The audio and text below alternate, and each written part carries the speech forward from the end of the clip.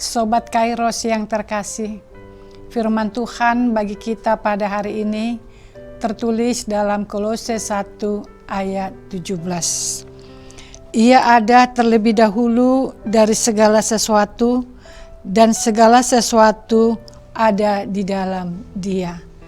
Sobat Kairos, Yesus yang kita kenal bukan hanya sosok luar biasa yang datang ke bumi, tetapi pra-eksisten, artinya ia ada terlebih dahulu daripada segala sesuatu.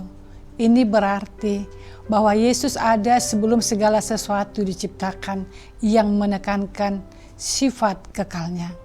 Yesus bukan hanya tokoh dalam sejarah, bukan hanya seorang nabi atau guru yang bijak. Sebaliknya, Dia adalah anak Allah yang otoritasnya melampaui semua bentuk pengetahuan, filsafat, dan sistem keagamaan. Yesus adalah fondasi dari seluruh keberadaan. Segala sesuatu yang kita lihat, yang kita sentuh dan alami tetap ada karena Dia. Ini mencerminkan keyakinan bahwa Yesus adalah pusat dari seluruh ciptaan, baik secara spiritual maupun fisik. Sobat Kairos, segala sesuatu menyatu dalam Dia. Ini mengingatkan kita bahwa Yesus secara aktif terlibat dalam kehidupan kita. Dia tidak hanya menciptakan dan kemudian pergi. Dia memelihara setiap aspek keberadaan kita.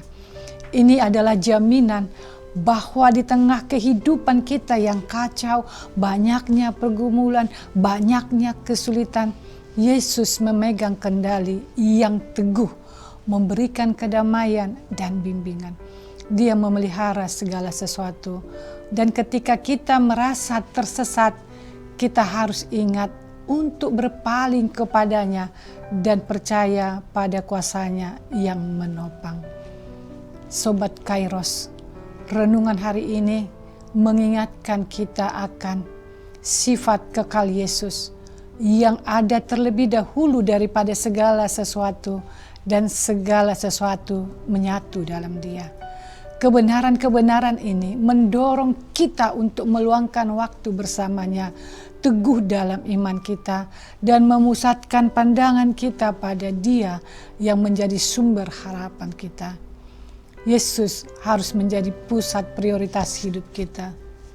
Hal ini dapat diterapkan pada hubungan kita, keputusan kita, dan bahkan bagaimana kita mendekati tugas-tugas harian kita. Hari kemerdekaan 17 Agustus 2026. Hari yang memperingati deklarasi para pendiri bangsa tentang kebebasan dari pemerintahan kolonial.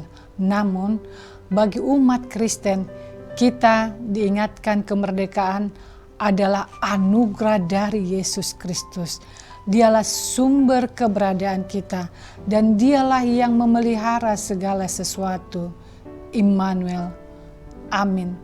Selamat beraktivitas Sobat Kairos. Tuhan memberkati. Shalom.